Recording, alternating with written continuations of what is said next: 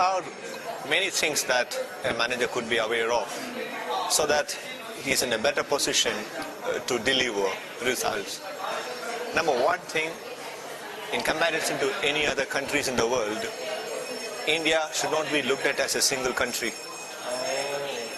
India, that would mean that India has such a diverse culture. There are so many countries in India, though India is considered a single country. There are more than 14 separate nationalized languages.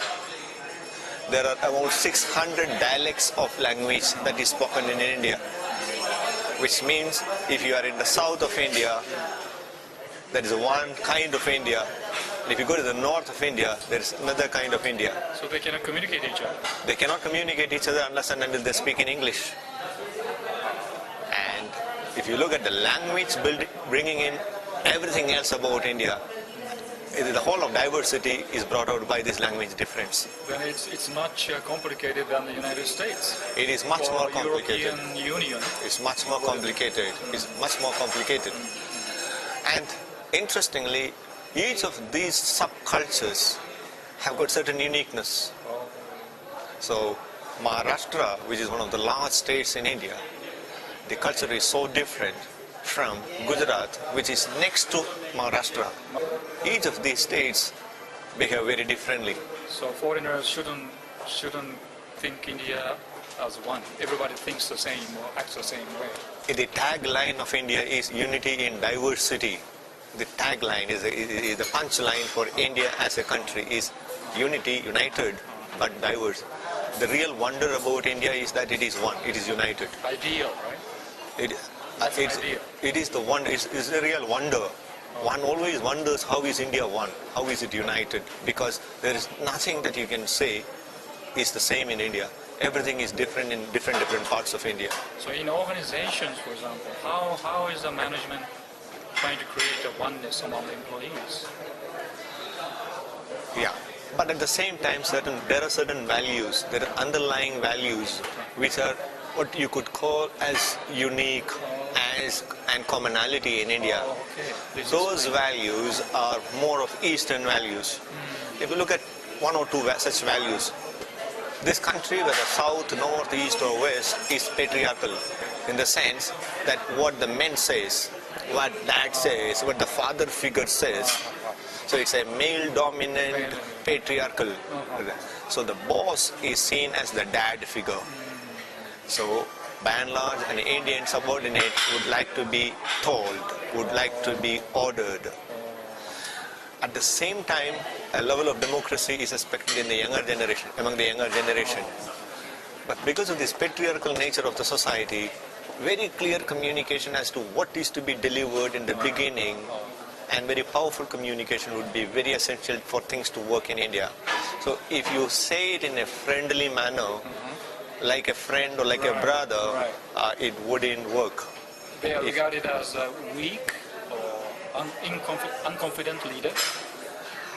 There's nothing attributed to leadership. The nature of the society historically had been, the culture in the country historically had been that it is a patriarchal society. So dad is the father, it is the real strong power, and whatever commands come from the dad is followed. That is how Indian families work. So the manager, senior management should behave like that too? The senior management should know that. I don't say that you have to behave, because behavior should depend on each organizational culture as well. But one has to be aware that India is by and large a patriarchal society where clear command is accepted, very democratic decision making might happen, but it wouldn't get implemented. I understand there's a big difference between Japanese management and Indian management there, because you are much more democratic. Participative management. Exactly. Management by walking around. That's right. The so-called good boss in an organizational setting, or maybe in academic setting. Can you describe the typical profile, ingredients of somebody who is considered as good boss? India is more of an emotional society. So a good boss would always be more of an emotional judgment rather than a performance-driven judgment. right? So it's more of how emotionally connected is the person to me is more important than whether the person is giving me, support for performing better, right? So the good boss need not necessarily be the good boss for business. So a good boss to me need not necessarily be a good boss for business. Right, so it's a very complicated, it's a real dilemma. It's a real dilemma. So But it's the Western model of management leadership is coming in strongly here, right? India didn't really have a compiled management knowledge. While there has been practices, there has not been a compiled management knowledge. So what the business schools or management schools in India teach is by and large borrowed from United States. Let's not call it Western, it's only United States. United States. So it's the US management. But in that, the younger generation, the newer generation is more prone to accepting an American management culture because the management studies they have is by and large using American cases or all by faculty who was trained in the US, that kind, right? The big strength of Indian manager would be his already homegrown experience of dealing with multiple culture of people. So there's very high possibility that an Indian who goes abroad is in a position to handle multicultural groups better because that is what he has seen from his birth. So he's grown, he's been developed, or he has grown as a multicultural individual rather than a unicultural individual. Like Japan. Yeah, so there's great possibility that an Indian does well in a multicultural group. My last question, what can be the bottleneck of Indian business culture when they go more global? Right. Yeah.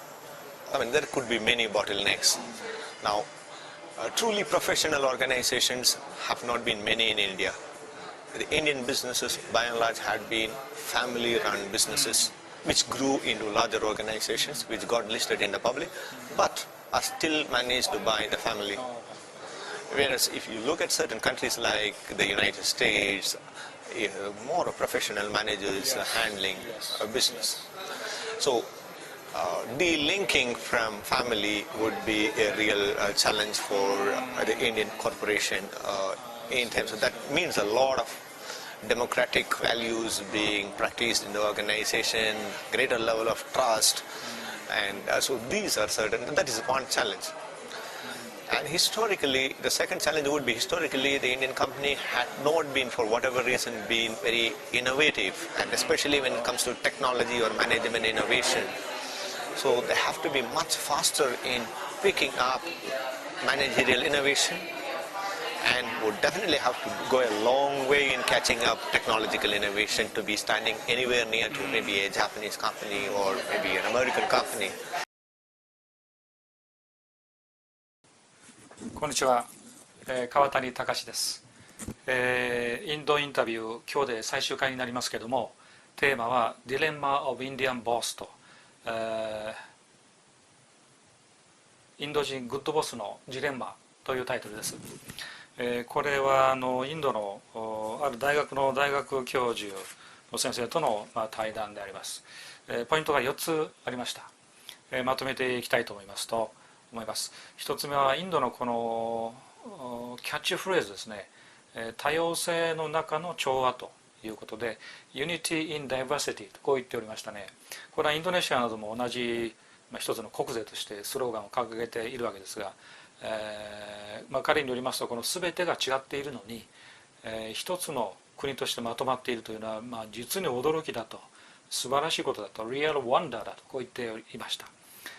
それは理想ではないのですかと、このユニティ結束ですね、これを目指したいという理想ではないのかというふうに聞きましたけれども、これに対しては明快な回答が得られませんでした。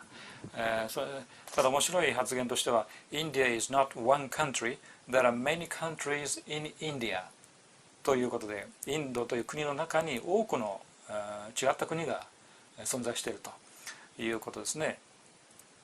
インドのキャッチフレーズという問いに対しては Unity in Diversity 多様性の中の調和であるとこう言ったわけです。2番目にインドのグッドボスについてですね、これは父母のこの父の方ですね、父権と感情的な結びつきイモーショナルコネクション、これがグッドボスのプロフィールだと。インドではボスはそのダッドフィギュア、お父さんとして扱われると。ですからインド人のその部下というものは命令されるのが、そしてこうしなさいと言われることが好むんであるという、これ非常に驚きですね。つまりこの very clear communication、 そして very powerful communication が必要であると。ですからなんかこの兄弟のような友達のようなそのフレンドリーな言い方でものを頼んでもですね、これはうまくいかないんだと。はっきりとした命令、クリアコマンドというものが受け入れられていると、そういう土壌だというんですね。民主的なその意思決定というものはあるかもしれないけれども、実際にそれが実行に移されることはないんだということで、日本型の経営と非常に違っているという指摘がありました。そしてこの悪いけれどもグッドボスというこの意味ですが、いいボスが必ずしもリーダーシップや仕事上のこのスキルを高めてくれるボスとは限らないんだと。いいボス、いいビジネスグッドボスであっても、このエモーショナルな面で、親しみを感じられるボスでなければグッドボスではないんだというこのジレンマがあるということを彼が指摘していました。これ非常に面白いポイントですね。3番目のポイントは、インド企業が国際化する上でのそのボトルネックはないんだろうかということを聞きますと、それはやはり家族経営にあると言ってました。インドの企業がなかなかその、ファミリー経営を脱することができていない段階で、忠誠心というものが組織というよりは個人に向けられると。科学的国際スタンダードの経営の脱皮ということがインド企業のボトルネックであると、こういう回答でありました。ファミリービジネスとデモクラティックバリューということ、そしてより高い信頼性、経営に対する信頼性ですね、これが求められていると。ですからインド企業としてはもっと早くその経営のスキル、それから技術革新、こういったものを相当早めないと日本やアメリカの足元にもまだ及べないんだろうという指摘がありました。最後の4番目のポイントは、インドがグローバルで多文化の環境で活躍できる人材を生んでいるんだと。これも前回のインドの国際コンサルタントのインタビューにもあったポイントと同じですね。タイム誌も引用した通りでありました。これはですね、英語で already homegrown experience of dealing with multiple cultural people と already homegrown experience of dealing with multiple cultural people、ということで、すでにそのマルチカルチャーな人たちとこれまでに対峙してきたと、対応してきたという自国の本場のこの経験がすでに持っていると、こういう指摘ですね。日本では人材育成で海外にその若手を送り出しているわけですが、これがもう生まれた時からホームグラウンドで経験を積んできているということですから、インド人が海外に行った時に非常に高い確率でその人をマルチカルチャルの人たちをこのハンドルできる地位につく、そして非常にそれに長けているという確率が高いということでした。これが生まれ落ちた時からすでにマルチカルチャーの人たちを見ているんだということですね。これは東南アジアのマレーシアあたりでもよく言われることであります。ですからインド人というのは、ちょっと引用しますと、Indian has grown as a multicultural individual rather than unicultural individual と、単一文化の個人としてではなくて多文化の個人として育ってきたというところがインド人の強みであるということでした。この回でとりあえずはインドのこの世界人材開発会議に私参加して講演をしてきたわけですが、そこで出会った人たちとのインタビューは終わりとなります。次回から国を変えてまたこれで配信をしていきたいと思っております。インドにまた行った折にはまたインドからのインタビューをお届けしたいと思います。以上です。